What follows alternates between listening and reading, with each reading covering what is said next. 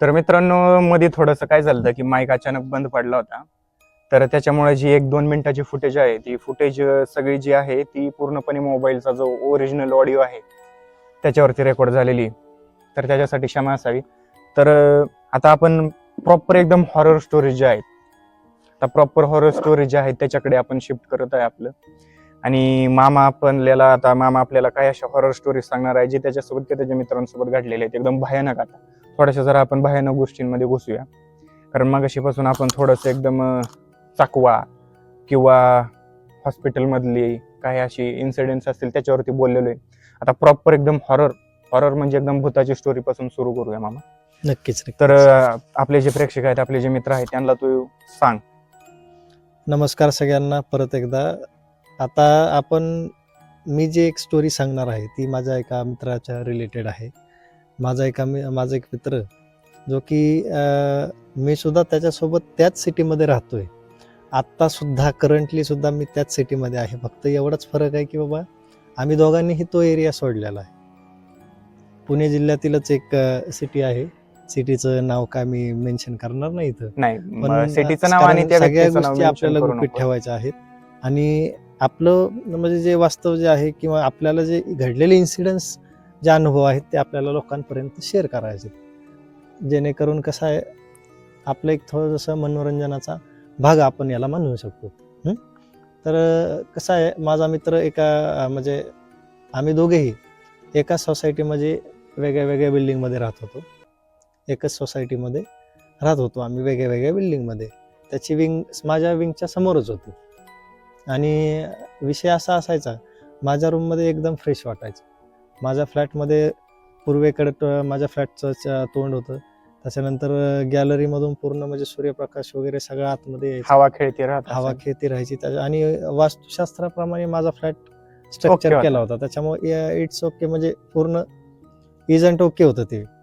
तर माझ्या मित्राचा फ्लॅट जो की पश्चिम दिशेला होता. आता पश्चिम दिशा चांगली की वाईट हे मी नाही सांगणार, म्हणजे आपण नाही जज करू शकत ना. तर विषय कसा झाला, त्याच्या फ्लॅटमध्ये असे काही इन्सिडेंट्स घडून गेले आणि आम्ही दोघांनीही फ्लॅट हे सेकंड म्हणजे रेंटेड घेतले होते.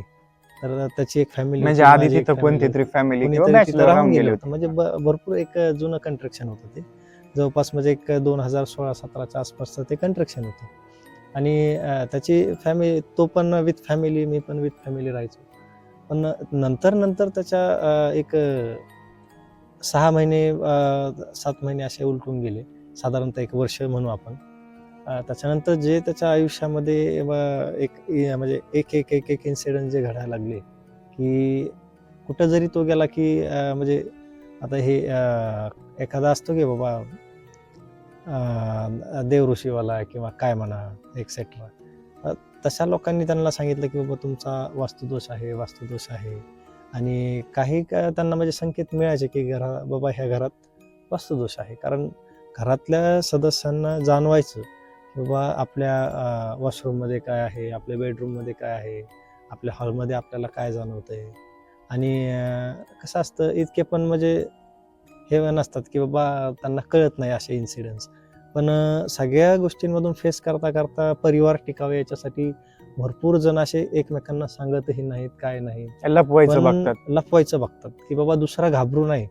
आणि फ्लॅट सहसा मिळत नाही. नाही, एकतर पहिली बात, अशा गोष्टी जर एखाद्याला जाणवत असतील तर तो त्या गोष्टी सोडत नाही का, तर बरोबर, फायनान्शियली त्याची ती म्हणजे नाहीच आहे, त्याची कंडिशन ती पण पाहिजे. कंडिशन तर पाहिजे पण ना. विषय असा झाला की एकदा माझा मित्र आणि आम्ही सहज म्हणजे चहा प्यायला गेलो बाहेर.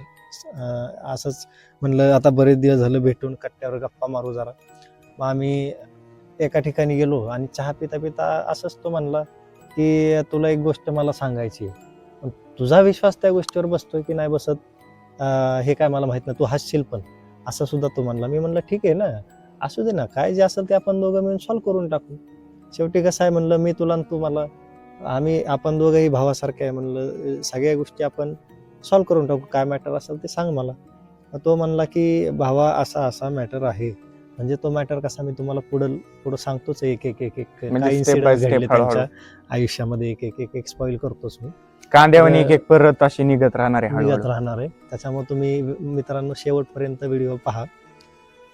विषय नंबर 1चा मुद्दा, त्यानं मला ही अशी गोष्ट सांगितली की तो माझ्या बिल्डिंगच्या आमचे म्हणजे फक्त एक 15 फुटाचा रोडमध्ये समोर त्याचा फ्लॅट, अलीकडं माझा फ्लॅट, आणि इतक्या जवळची गोष्ट जर मला कळली असेल मित्रांनो, तर माझं त्या सोसायटीमध्ये, त्या विंगमध्ये, त्या एरियामध्ये तरी राहण्याचं मन होईल का, असा सुद्धा नाही, कारण आता मी पण थोडासा कारण एक्साइटेड झालेलो आहे त्यानं की ज्या काय ज्या अशी गोष्ट गोष्टी होती. मला सांगण्याचा प्रयत्न सांगितल्या, ज्या ज्या गोष्टी म्हणजे आम्ही त्यानं सांगितलं आणि मी त्याच्यावर विश्वास ठेवला, इथपर्यंत आम्ही थांबलो नाहीत मित्रांनो.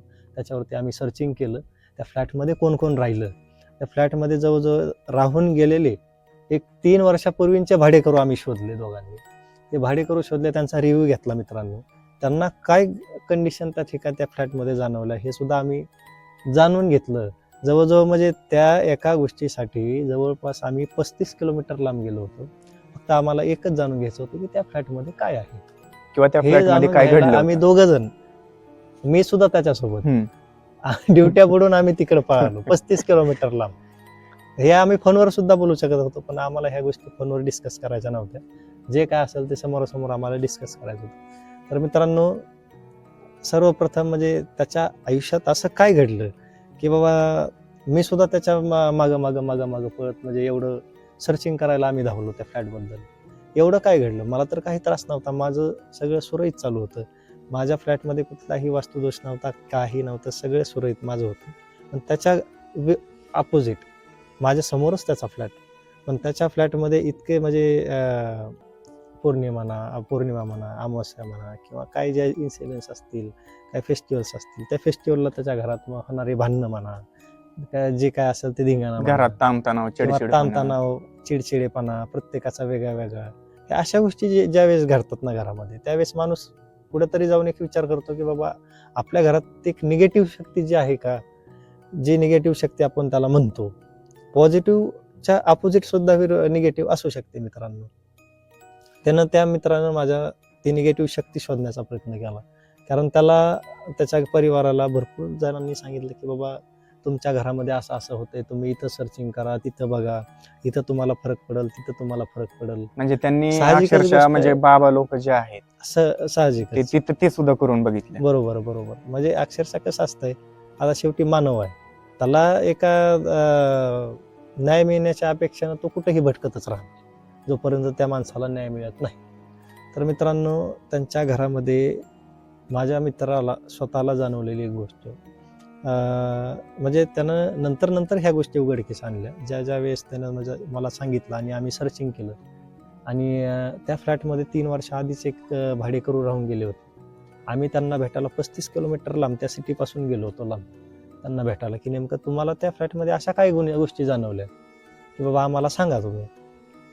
आम्ही तिथं गेल्याच्या नंतर असंच आता आम्ही कसं बसलोय तशीच आमची बैठक बसली, आणि तो अक्षरशः माणूस सिटी सोडून, सिटीमधलं काम सोडून, सगळ्या गोष्टी सोडून रानात जाऊन राहिला तिथं गावाकडं, पण नाहीच फिरून त्या सिटीत राहिला. सिटी सोडली डायरेक्टली एरिया बी नाही, डायरेक्ट सिटी. एरिया बी नाही, डायरेक्टली सिटी सोडली त्यानं. मग त्याच्यानंतर असंच आम्ही रानात त्याच्या बसलो होतो, चहा वगैरे घेता आमच्या गप्पा चालू झाल्या. मग त्यानं नंतर एक एक गोष्ट सांगायला चालू केली मित्रांनो. जशा गोष्टी त्या माणसाच्या आयुष्यामध्ये घडल्या त्या फ्लॅटमध्ये, त्या सेम गोष्टी काहीही फरक न होता माझ्या मित्राच्या आयुष्यात घडल्या. मग त्याच्यावरून मला विश्वास बसला की बाबा हा खोटं बोलू शकतो, तो माणूस खोटं बोलू शकत नाही. कारण त्या माणसाला आम्ही काहीही याच्यामधली एक गोष्ट सुद्धा सांगितली नव्हती. फक्त त्याला आम्ही म्हणलो म्हणजे होतो एक की एक बाबा गोष्ट अॅक्युरेट बरोबर बसली. ॲक्युरेट बरोबर बसली. 100% जो त्रास त्याला जाणवला तोच त्रास ह्याला जाणवला. नेमकं त्यांनी म्हणजे पुढे सांगितलं का नेमकं त्या घरात काय होतं, किंवा त्या घराची बॅक स्टोरी सांगितलं. काय ते होती? पण मी तुम्हाला मेन्शन करणार आहे.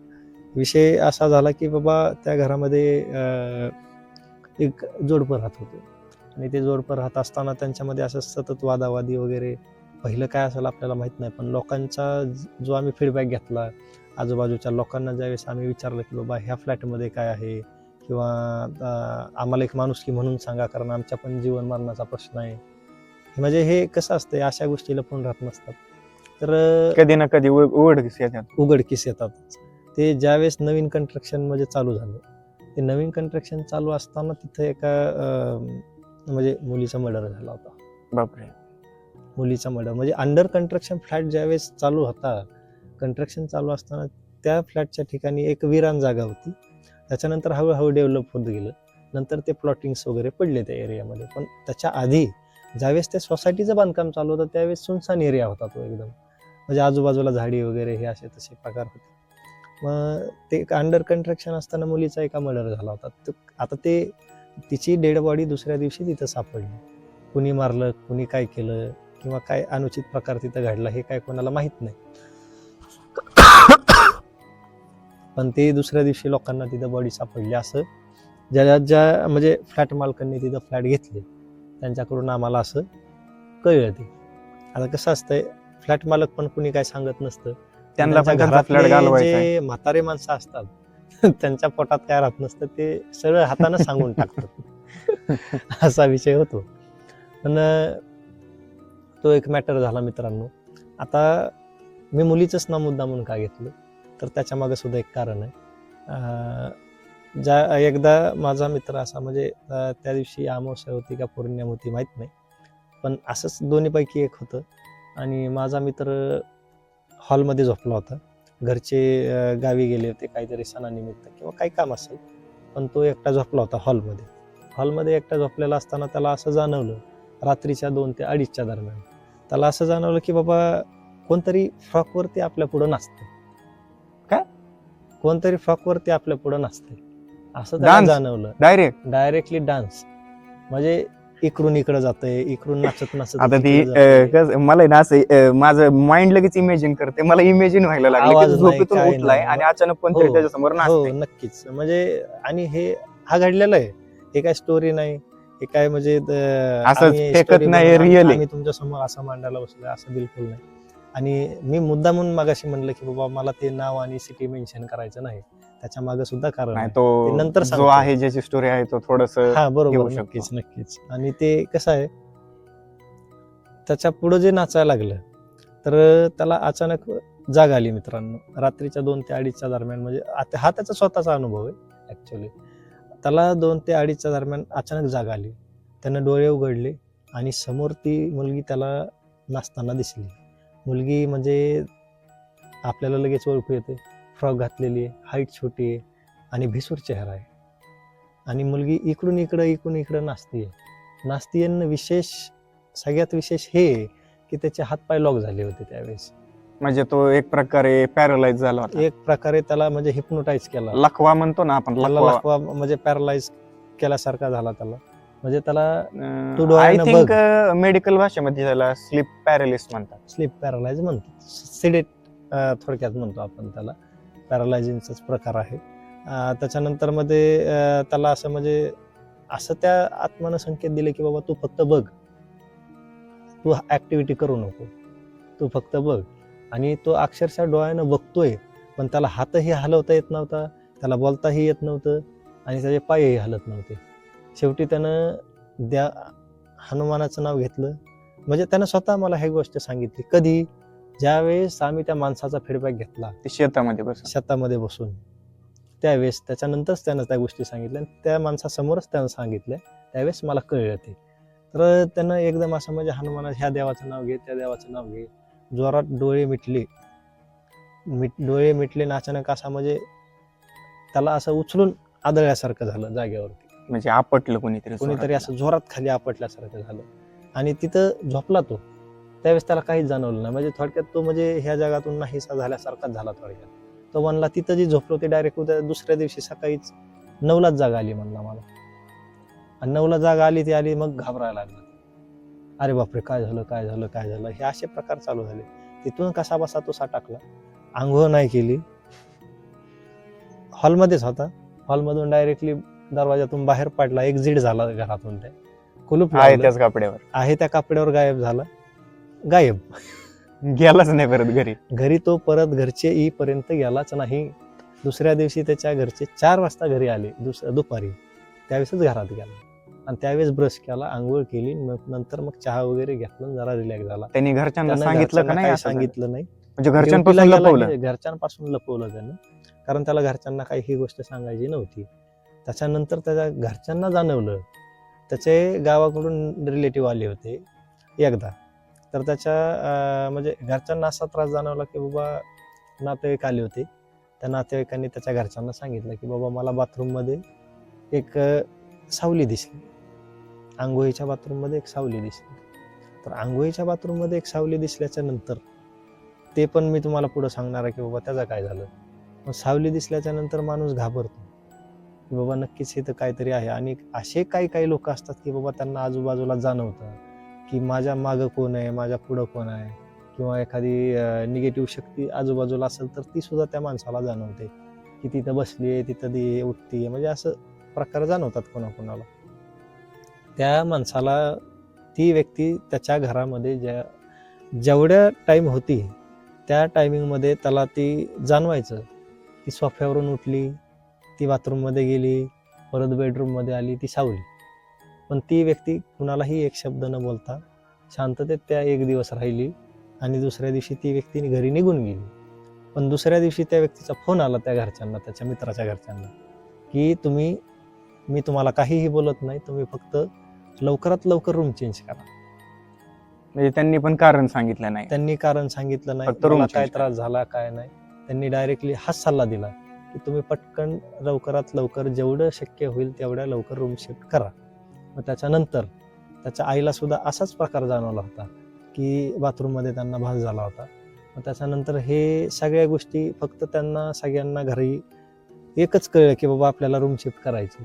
कुणाला काय झालंय, कुणाला काय त्रास झालाय हे कुणाला एकमेकांना माहीत नव्हतं. ह्या गोष्टी नंतर डिस्कस झाल्या. फ्लॅटचं ज्यावेळेस त्यानं चेंज केला, दुसऱ्या एरियामध्ये राहायला आला, त्यावेळेस मग ते आपापसात कुजबुज चालू झाली त्यांची. मला असं जाणवलं आणि मला असं जाणवलं, असे प्रकार त्यांचे चालू झाले. मग त्याच्यानंतर ह्या ज्या गोष्टी त्यानं मला सांगितल्या की म्हणजे फक्त त्याच्याबद्दलच सांगितली. मग त्याच्यानंतर आम्ही एका मित्राच्या थ्रू आम्ही सर्चिंग केलं. मग त्याच्या अगोदरच एक पुण्याच्या मॅडम होत्या, त्या तिथं त्या फ्लॅटमध्ये राहिल्या त्या. पण त्यांनी पण नंतर लगेच इमिडिएटली फ्लॅट सोडला. त्यांनी तर 2च म्हणजे दिवसात फ्लॅट त्या सोडला. रूम मध्ये म्हणा किंवा त्या वास्तूमध्येच काहीतरी दोष हां, होता. त्या वास्तूमध्येच दोष होता. आणि त्या मॅडमनी तर इमिडिएटली अक्षरशः त्यांनी 1 महिन्याचं भाडं आगाऊ दिलं आणि इमिडिएटली दुसऱ्याच दिवशी रूम सोडली. म्हणजे त्यांना जर म्हणजे इन्स्टंट आता एक जाणवलं सांगितलं लवकर. त्यांनी, आता सांगितलं की आजचा दिवस सांगितलं, आदल्या दिवशीच सांगितलं की मी उद्या रूम सोडते. इमिडिएटली रूम सोडली त्या मॅडम. एक वेळ नव्या फ्लॅटची चौकशी करू नका, कारण- पण जुन्याची अक्षरशः करा. कारण कसं आहे की आपण भूत प्रेत आहे किंवा ह्या गोष्टी आहे आपण एवढं नाही मानत, पण आपण एवढं निगेटिव्ह एनर्जी असते असते आणि त्याचा इफेक्ट लाईफ वरती खूप पडतो आपल्या. त्याच्यामुळे नक्कीच, फक्त नक्कीच. एकदा घर वगैरे किंवा कोणती गोष्ट घेत असताना चेक करा. व्हिडिओ संपवला होता मित्रांनो, पण आता तुम्हाला लास्ट मध्ये दाखवतो आमचा छोटासा सेटअप. आम्ही कुठं उभारलो होतो, आम्ही टेरेस वरती आलो होतो. हे बघा, आपला इथं छोटासा असा सेटअप आपण हे केला होता. मोबाईल वगैरे सगळ्या गोष्टी लावल्या होत्या. रात्रीची वेळ झालेली आहे आता, प्रॉपर सगळेजण झोपलेले आहेत. जवळजवळ एक रात्रीचे 12:30 झालेले आहेत आता, आणि इथं कोणीच नाही बघा. एकदम अंधार मस्तपैकी झालेला आहे. तर चला मित्रांनो, हे बघा मामाने आता बरोबर राईट मी अंधारात असतानाच लाईट बंद केली. तर व्हिडिओ आवडला असेल तर प्लीज लाईक शेअर सबस्क्राईब नक्की करा. तुमच्या मित्रांपर्यंत पण हा व्हिडिओ नक्की पोहोचवा. मामा चल टाटा बोल. मामा किधर गया?